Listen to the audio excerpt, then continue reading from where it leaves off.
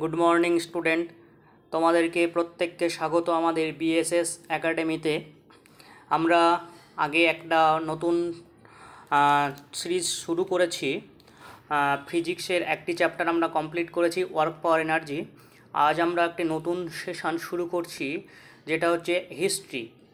এই আমি যে ভাবে আর কি তোমাদের বিষয়গুলো পড়াবো, সেগুলিতে আশা করছি তোমাদের NTPC, group D, group CD plus WBP, তারপরে তোমার ওয়েস্ট বেঙ্গলের গ্রুপ সিডি, এসএলএসটি, প্রত্যেকটা বিষয়গুলি আর কি কমপ্লিট হবে। আমরা প্রথম থেকে আর কি হিস্ট্রির সমস্ত বিষয়গুলি শুরু করব।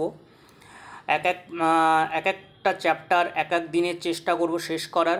আমরা অলমোস্ট আমাদের কাছে 46খানা টপিক আছে হিস্ট্রির। আমরা চেষ্টা করব 20 দিন বা 30 দিনের মধ্যে, সমস্ত এক মাসের মধ্যে টোটাল হিস্ট্রি টোটাল পোর্শনটাকে কমপ্লিট করার। আজ আমরা প্রথম হিস্ট্রি শুরু করতে চলেছি। তার আগে তোমাদেরকে আমি কয়েকটা কথা বলে দিই। আমাদের এই চ্যানেলে তোমরা ফ্রি অফ কস্টে যে কোনো পরীক্ষার, লাইক এনটিপিসি বলো, গ্রুপ ডি বলো, টেকনিশিয়ান বলো, ওয়েস্ট বেঙ্গলের group C D, SLST, subject wise আমরা নতুন একটা সেশন শুরু করেছি। তাছাড়া এখানে তোমাদের প্রিন্টেবল, আমরা ফ্রি অফ কস্টে প্রিন্টেবল পিডিএফ দিয়ে দেবো। সমস্ত বিষয়গুলি আমরা এক এক করে শেষ করব। আমরা ফিজিক্সের একটা বিষয় শুরু করেছি, চ্যাপ্টার অধ্যায় শুরু করেছি। আজকে ইতিহাসের একটা নতুন অধ্যায় শুরু করতে চলেছি প্রথম থেকে। চলো দেখে নেওয়া যাক, আর বেশি কথা বলবো না, আমাদের নতুন সেশন শুরু করি। ফার্স্টে আমরা দেখে নেব আমাদের হিস্ট্রিতে কি কি চ্যাপ্টার আছে, কি কি পড়তে হবে। শুধু অন্ধের মতন পড়ে গেলে তো হবে না, আমাদের স্মার্ট ওয়ার্ক করতে হবে। সেক্ষেত্রে আমাদের ফার্স্টে দেখে নিতে হবে আমাদের টপিকে কি কি আছে, সেগুলো আমরা একটা ছোট্ট করে দেখে নিই। ফার্স্টে দেখো, আমি তোমাদের প্রথমে পিডিএফ তৈরি করে দিয়েছি। এগুলো আমাদের একটা টেলিগ্রাম গ্রুপ আছে, সেখানে আমি দিয়ে দেবো। সেগুলি তোমরা চাইলে সেগুলি পরবর্তী সময় প্রিন্ট করে পড়তে পারো। ফার্স্টে আমরা দেখে নিই সূচিপত্রে ফার্স্ট টপিক কী আছে আমাদের, সিন্ধু সভ্যতা। ফার্স্ট টপিক হবে আমাদের সিন্ধু সভ্যতা। সেকেন্ডে আছে কি, বৈদিক সভ্যতা। থার্ডে আছে জৈন ধর্ম বা বৌদ্ধ ধর্ম। তারপরে ফোর্থে আছে মহাযান পদের উত্থান। ফিফথে মৌর্য সাম্রাজ্য আছে, গুপ্ত পর্ব যুগ আছে, গুপ্ত রাজবংশ আছে, কুষাণ রাজবংশ আছে। তারপরে 9th নম্বর টপিকে আছে আমাদের হর্ষবর্ধনের রাজবংশ।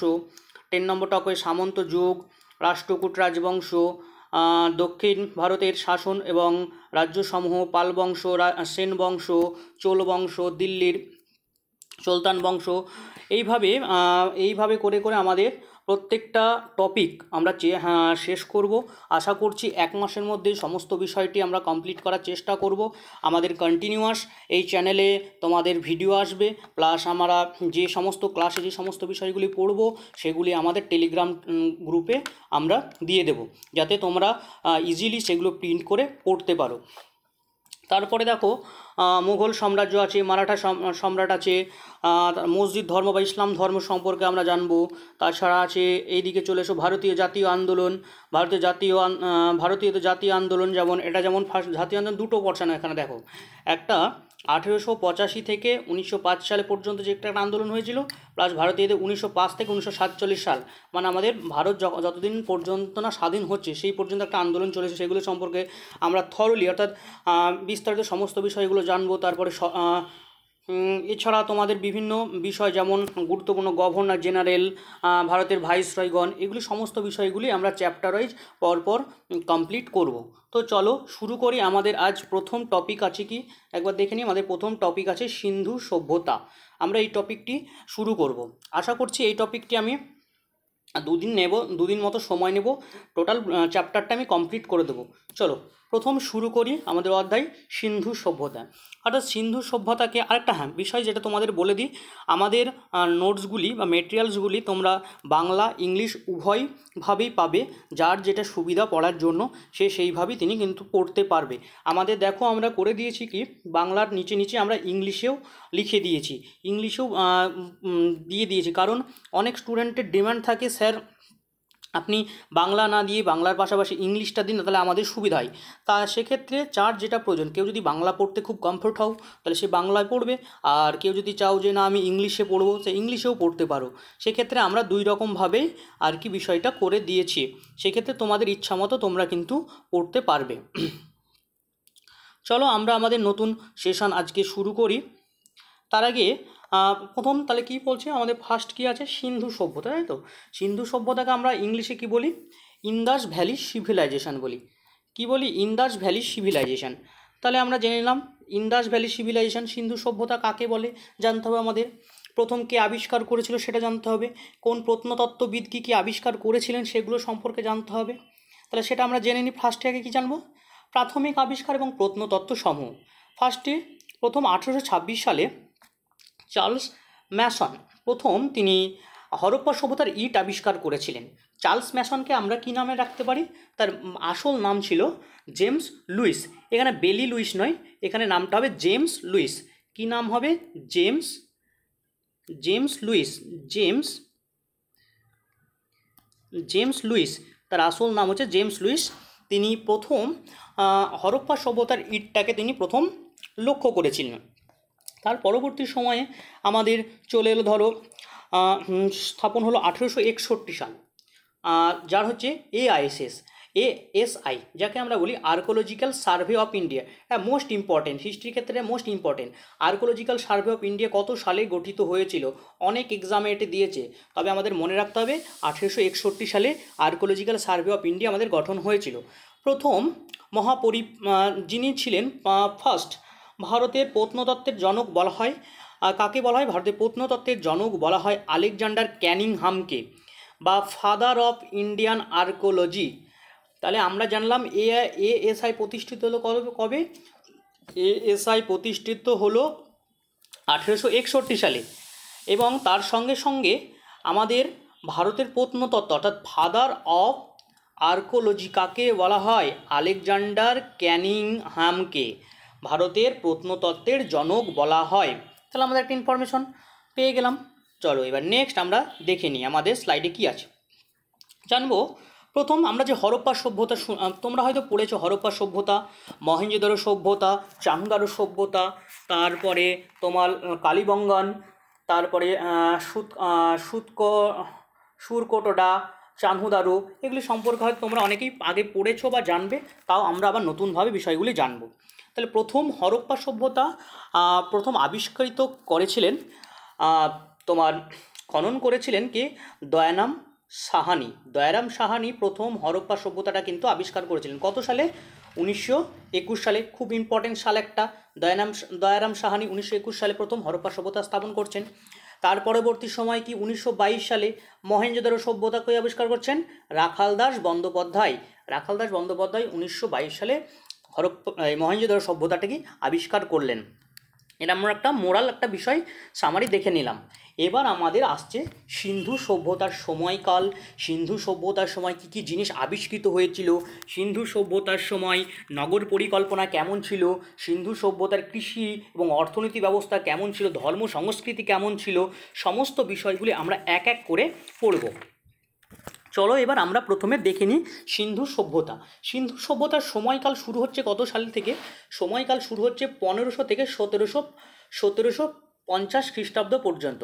আমাদের এই সিন্ধু সভ্যতার সময়কালটি কিন্তু সম্পূর্ণরূপে শুরু হচ্ছে। তার আগে আমাদের জানতে হবে এবার সভ্যতার বিকল্প নামসমূহ। সিন্ধু সভ্যতা তো জেনে গেলাম, সময়কালটা জেনে গেলাম, কে আবিষ্কার করেছিল সিন্ধু সভ্যতা।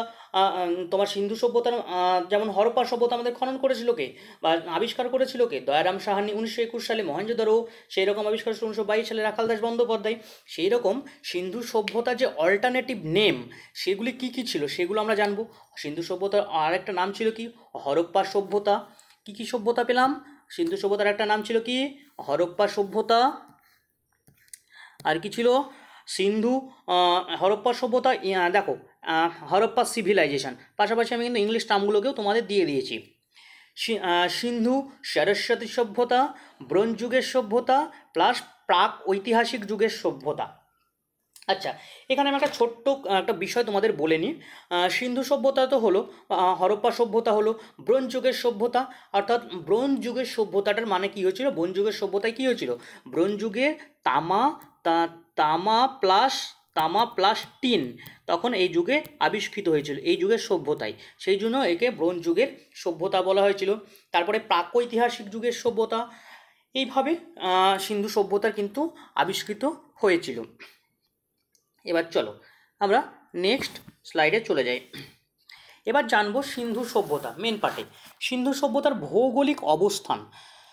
আমরা যে সিন্ধু সভ্যতা বলছি, সিন্ধু সভ্যতার কীভাবে কী উৎপত্তি হয়েছিল, তার ভৌগোলিক অবস্থান, তার উত্তরে কতটা বিস্তৃত ছিল, দক্ষিণে কতটা, পূর্বে পশ্চিমে কতটা, কী পর্যন্ত বিস্তৃত ছিল, কোন কোন এলাকাগুলো নিয়ে আমাদের সিন্ধু সভ্যতা গড়ে উঠেছিল, সেগুলি আমি তোমার ম্যাপের সাহায্যে একটা সুন্দরভাবে তোমাদের সামনে আমি উপস্থাপন করছি। তোমরা ভালোভাবে একটু দেখে নাও, আমি ম্যাপটাকে একটু জুম করে নিচ্ছি, তোমরা ভালোভাবে দেখো। তোমরা দেখতে পাচ্ছ, আশা করি তোমরা দেখতে পাচ্ছ। প্রথমে কি হলো দেখো, সিন্ধু সভ্যতা এটা আমাদের ধরো ইন্ডিয়া, তোমরা হয়তো বুঝতে পারছো যে ডট ডট কলম দিয়ে যে পোর্শনটা দেখতে পাচ্ছ, কলম দিয়ে যে পোর্শনটা দেখতে পাচ্ছ, সেটা হচ্ছে আমাদের ইন্ডিয়া আর পাকিস্তান তখন কিন্তু ভাগ হয়েছিল না, তখন একই ছিল, ঠিক আছে, সেই সময়কার আর কি ছবি, সেটাকে আমি তোমাদের বলে দিচ্ছি। সিন্ধু সভ্যতা প্রথম উত্তরে বিস্তৃত হচ্ছে, উত্তরে কি নর্থ, এটা নর্থ আমরা জানি, এটা নর্থ পোর্শন, নর্থ সাউথ, আর এটা ইস্ট, আর এটা কি আমাদের ওয়েস্ট, তাই তো। আমাদের নর্থে কোন পোর্শনটা আছে, নর্থে অর্থাৎ উত্তরতম বিন্দু হচ্ছে মান্ড, উত্তরতম আমাদের বিন্দুর নাম কি, মান্ড, যেটি এখন বর্তমানে কোথায় অবস্থিত, বর্তমানে জম্মু অ্যান্ড কাশ্মীরে সেটি অবস্থিত, আমাদের উত্তরতম বিন্দু পেলাম। এবার দক্ষিণতম বিন্দু হচ্ছে ডাইমাবাদ, দক্ষিণতম বিন্দুর নাম হচ্ছে ডাইমাবাদ, যেটি আমাদের মহারাষ্ট্রে অবস্থিত, যেখানে সবচেয়ে দক্ষিণ সীমানা বরাবর এই অঞ্চলটি অবস্থিত। তাহলে দক্ষিণতম বিন্দু হচ্ছে ডাইমাবাদ আর উত্তরতম বিন্দু হচ্ছে মান্ড। তাহলে উত্তর দক্ষিণ হলো। এর আমাদের পূর্বে কি আছে, পূর্বে আছে আমাদের আলমগীরপুর, যেটা আমাদের বর্তমান লোকেটেড হচ্ছে উত্তরপ্রদেশ, আমাদের ইউপিতে, আমাদের কোথায়, আমাদের বর্তমান হচ্ছে এটা ইউপিতে অবস্থিত। উত্তর দক্ষিণ পূর্ব পেলাম। এবার পশ্চিমে আমাদের কি আছে, পশ্চিমে আছে সুতকা গেন্ডার, যেটি বর্তমান এখন বালুচিস্তান মানে পাকিস্তানের মধ্যে যেই অংশটি পড়ে গেছে, কোথায়, পাকিস্তানের মধ্যে এই অংশটি আমাদের বর্তমানে এখন রয়ে আছে। তাহলে বোঝা গেল, তাহলে আমাদের উত্তরতম বিন্দু কি পেলাম, আমাদের উত্তরতম বিন্দু পেলাম মান্ড, দক্ষিণতম বিন্দু কি পেলাম, দক্ষিণতম বিন্দু পেলাম ডাইমাবাদ, এবং উত্তর দক্ষিণ পূর্বতম বিন্দু কি পেলাম, পূর্বতম বিন্দু পেলাম আলমগীরপুর, যেটা আমাদের কোথায় অবস্থিত, বর্তমান উত্তরপ্রদেশে অবস্থিত, এবং পশ্চিমতম বিন্দু হচ্ছে সুতকা গেন্ডার, যেটা পাকিস্তান, বর্তমানে পাকিস্তানে বালুচিস্তানে অবস্থিত। চলো এবার আমরা পিডিএফটা বিষয়টা দেখে নিই, আমাদের পিডিএফের মধ্যে কী লেখা আছে, আমরা একটু দেখে নিই। চলো জাস্ট এ মিনিট, তোমরা 1 মিনিট দাঁড়াও।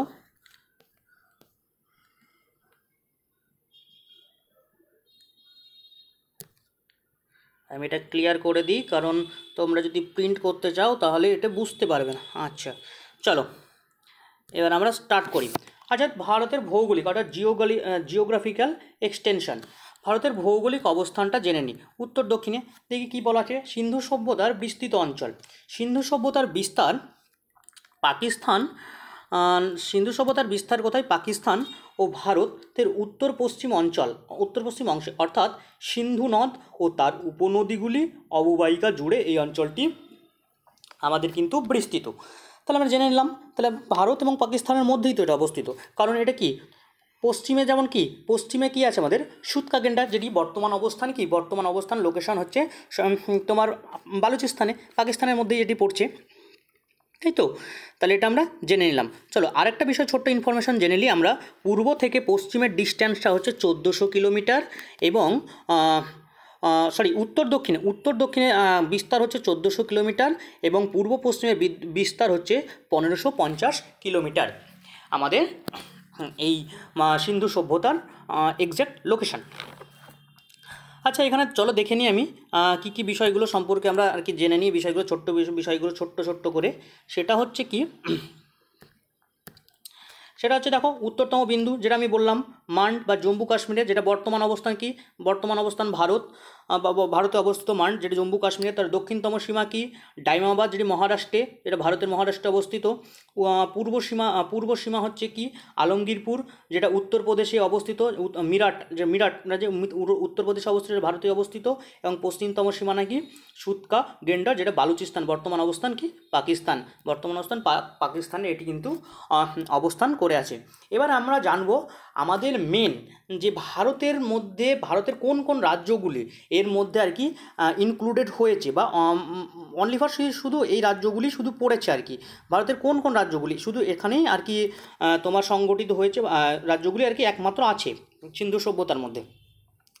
ভারতের অন্তর্গত বিভিন্ন রাজ্য বা রাজ্যগুলো যেমন যেগুলো আমি জেনে নিই, সেগুলো হচ্ছে জম্মু কাশ্মীর দেখলাম উত্তরে মান্ড পড়ছে, পাঞ্জাব পড়ছে, তারপরে হচ্ছে পাঞ্জাব, তারপরে পশ্চিমে কি আছে উত্তরপ্রদেশ বা হরিয়ানার অংশটা পড়ছে, রাজস্থানে পড়ছে, গুজরাট পড়ছে এবং মহারাষ্ট্র পড়ছে।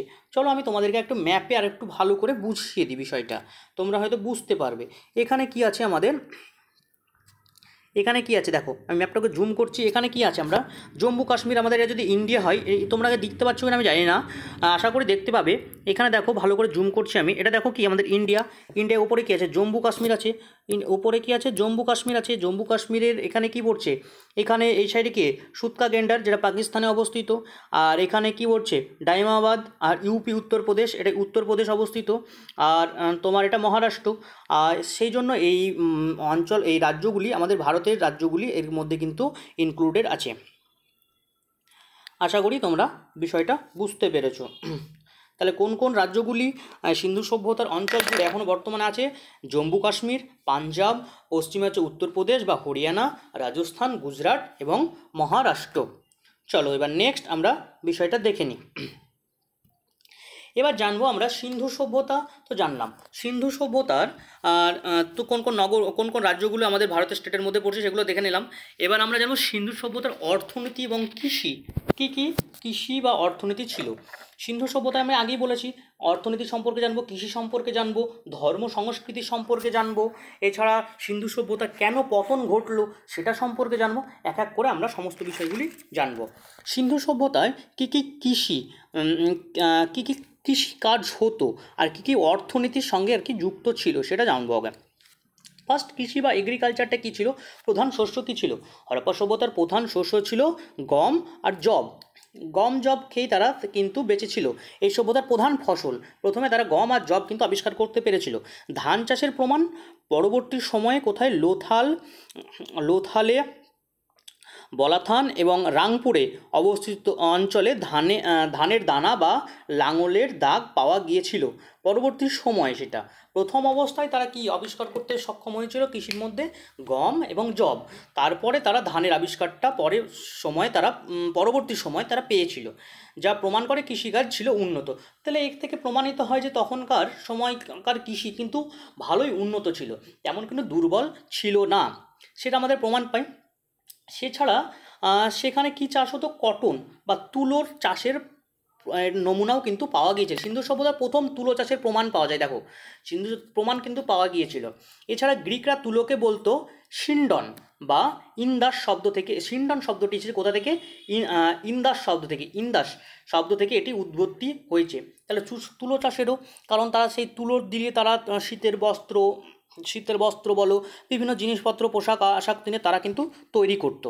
অর্থাৎ বিশ্বের প্রথম তুলো উৎপাদন হয় কিন্তু সেই সিন্ধু সভ্যতাতেই। প্রথম বিশ্বের তুলো উৎপাদন হয়েছিল সেই সিন্ধু সভ্যতাতেই, প্রথম তারাই আবিষ্কার করেছিল, সিন্ধু সভ্যতার মানুষরাই প্রথম কিন্তু তারা এটি আবিষ্কার করেছিল।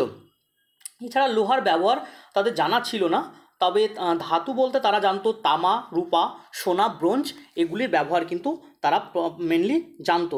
তারা মেনলি কিন্তু লোহার ব্যবহার কিন্তু করতে পারতো না বা জানতোও না, তারা বিষয়টা লোহার ব্যবহারটা কিন্তু তারা জানতো না বেসিক্যালি। আচ্ছা, এবার অর্থনীতিটা জানতে হবে আমাদের, কী অর্থনীতি এর সঙ্গে জড়িত ছিল। তাহলে আমরা অর্থনীতিটা আমাদের কী হবে, বাণিজ্য, বাণিজ্য কী কী সঙ্গে তারা বাণিজ্য করতো? সিন্ধু সভ্যতায় বাণিজ্য ছিল অত্যন্ত উন্নত মানের, কারণ যেহেতু তারা কী করতে পারতো, ধান, গম, যব, তুলো এগুলি যেহেতু তারা উৎপন্ন করতে পেরেছিল, তাহলে নিশ্চয়ই আশা করা যায় তাদের বাণিজ্যটা কিন্তু উন্নত হওয়ারই সম্ভাবনা ছিল। সেক্ষেত্রে তাদের বাণিজ্য কিন্তু অত্যন্ত উন্নত ছিল। তারা স্থলপথ ও জলপথ উভয় মাধ্যমে কিন্তু তারা কী করতো? বাণিজ্য করতো। এছাড়া তারা বাণিজ্যের প্রধান কেন্দ্র বা দেশ, তারা মেনলি সব দেশের সঙ্গে কিন্তু বাণিজ্য করতো না, মেন কয়েকটা দেশের সঙ্গে তারা কিন্তু বাণিজ্য করতো। যেমন বর্তমানে যেটা আমাদের ইরান, সে আগেকার নাম ছিল কি মেলুহা, যা প্রাচীন মেসোপটেমিয়া, বর্তমান নাম হচ্ছে ইরান। ইরানের সঙ্গে প্রথম বাণিজ্য শুরু করেছিল সিন্ধু সভ্যতার মানুষরা। পরবর্তী সময়ে পারস্য, বর্তমান নাম হচ্ছে ইরান, ইরাক, ইরান, ঠিক আছে, এটা মনে রাখতে হবে। মেসোপটেমিয়া, প্রাচীন মেসোপটেমিয়া, বর্তমান নাম কি ইরাক, এবং পারস্য, যার বর্তমান নাম হচ্ছে ইরান। এছাড়া আফগানিস্তানের সঙ্গেও তারা কিন্তু ব্যবসা বাণিজ্য চালিয়ে গিয়েছিল। এছাড়া সব দেশের সঙ্গে তাদের রূপ, সোনা, মণিমুক্তা পণ্য বিনিময় হতো, তবে খুব কম। তবে এই সব দেশের সঙ্গে বর্তমানে ইরাক, ইরান, আফগানিস্তান, এই সব দেশের সঙ্গে তারা কিন্তু বেশ পরিমাণে ব্যবসা বাণিজ্য করতো। এইসব যেমন বলো কী বিষয়ে ব্যবসা বাণিজ্য করতো? তারা ধান তারা আদান প্রদান করতো, গম, যব, তুলো এগুলি বিষয় নিয়ে তারা কিন্তু ব্যবসা বাণিজ্য করতো। তার পরবর্তী সময়ে তারা কী কী নিয়ে আলোচনা করলো, ব্যবসা বাণিজ্য শুরু করলো? সোনা, রূপা, মুক্তা, বিভিন্ন বস্ত্র নিয়েও কিন্তু তারা ব্যবসা বাণিজ্য করতো। তাদের ব্যবহারিক জিনিসগুলোর মধ্যে প্রধান, যেমন আমি বলছিলাম, তারা লোহার ব্যবহার সবসময় প্রচলিত ছিল না, আগেই বলেছিলাম। দেখো পয়েন্টটাও এখানে লেখা আছে, লোহার ব্যবহার কিন্তু তারা জানতো না। তারা কি জানতো? তামা, রূপা, সোনা, ব্রোঞ্জ, এই সমস্ত বিষয়গুলির ব্যবহার কিন্তু তারা করতে জানতো। আচ্ছা, সেই সময় ধর্ম ও সংস্কৃতি যদি আমি বলি, তাহলে সেই সময় ধর্মের মধ্যে মাতৃদেবীর টেরাকোটার মূর্তি কিন্তু খোঁজ পাওয়া গিয়েছিল। মাতৃদেবীর টেরাকোটার মূর্তির খোঁজ পাওয়া গিয়েছিল এবং পশুপতি শিলের খোঁজও কিন্তু পাওয়া গিয়েছিল। এছাড়া তোমার দাড়িওয়ালা পুরুষের মূর্তি কিন্তু খোঁজ পাওয়া গিয়েছিল। চলো আমি আলাদা করে একটা স্লাইডের মধ্যে তোমাদের বিষয়টা লিখে দিচ্ছি, যাতে তোমাদের পরবর্তী সময় পড়তে সুবিধা হয়। অবশ্য আমি তোমাদের প্রিন্টেবল পিডিএফটা দিয়ে দেবো, তাও আমি তোমাদের একটু লিখে দিচ্ছি, যাতে তোমরা ইজিলি জিনিসটা পড়তে পারো আর কি। পাওয়া গিয়েছিল, যদি ধর্ম বলি আমি, তাহলে কি কি ধর্ম পাওয়া গিয়েছিল? ধর্মের মধ্যে পাওয়া গিয়েছিল তোমার, সরি দাঁড়াও 1 মিনিট,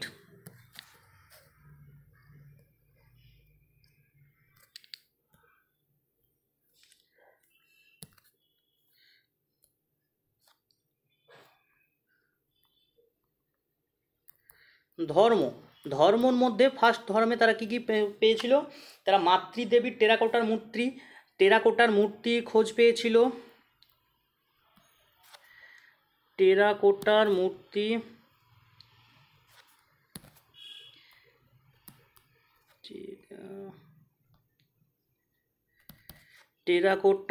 মূর্তির খোঁজ পেয়েছিল প্রথম। 2 নম্বর কি পেয়েছিল? পুরুষের দাড়িওয়ালা পুরুষের মূর্তি, দাড়িওয়ালা পুরুষের মূর্তির খোঁজ পেয়েছিল তারা। এছাড়া কি পেয়েছিল? তারা পেয়েছিল পশুপতি শিল, যেটা বসা অবস্থায় চারিদিকে পশুদের যে দিয়ে সজ্জিত এরকম একটা মূর্তি তারা কিন্তু খোঁজ পেয়েছিল। 3 নম্বর পশুপতি শিলের তারা খোঁজ পেয়েছিল। পশুপতি শিলের তারা কিন্তু খোঁজ পেয়েছিল। তাহলে ধর্ম সম্পর্কে আমরা এইটুকুন জানলেই আমাদের কিন্তু যথেষ্ট। আচ্ছা, নেক্সট দিন আমরা, আজকে আর ক্লাসটা আমরা কন্টিনিউ করছি না, নেক্সট দিন আমরা আবার নতুন এই বিষয়টারই বাকি অংশটা আমরা পড়ব, দেখব হরপ্পা সভ্যতা, তারপরে মহেঞ্জোদারো সভ্যতা, সুতকাগেন্ডার সভ্যতা, চানুদারো সভ্যতা, কালীবঙ্গন সভ্যতা, এইভাবে পরপর যে সমস্ত সভ্যতাগুলি আমাদের এসেছিল এবং এই সমস্ত সভ্যতাগুলি পতনের কারণ কী কারণে হয়েছিল, সেগুলি সম্পর্কে আমরা এক এক করে বিষয়টি জানব। আজকে আমরা ক্লাসটা এই পর্যন্ত রাখছি এবং আমরা আমাদের টেলিগ্রাম চ্যানেলে এই আজকে যে ক্লাসে পড়াটা সেগুলি আমরা দিয়ে দেব। তোমরা চাইলে সেগুলি পিডিএফগুলি প্রিন্ট আউট করে নিতে পারো এবং পরবর্তী সময় তোমরা পড়তেও পারো। এইভাবে আমাদের প্রত্যেকটা ক্লাসের পিডিএফ প্লাস ভিডিও প্রত্যেকটাই আমরা আমাদের টেলিগ্রাম গ্রুপে ফ্রি অফ কস্টে তোমাদের দেব। তোমরা যদি চাও ইজিলি এটা আমাদের নিতে পারো, এতে তোমাদের কোনো পয়সা বা কোনো কিছুই আমাদেরকে পে করতে হবে না, ফ্রি অফ কস্টে, বারবার বলছি ফ্রি অফ কস্টে আমি তোমাদের এত সুন্দর প্রিন্টেবল পিডিএফ দেব। তোমরা শুধু পড়বে এবং সিলেকশন পাবে, এটাই তোমাদের কাছে আমার কামনা। আশা করি আমার ভিডিওটি তোমাদের ভালো লেগেছে। পরবর্তী সময়ে এই হরপ্পা সিন্ধু সভ্যতার বাকি পোর্শনটা আমরা কমপ্লিট করব। তোমরা সকলে ভালো থাকবে। টাটা।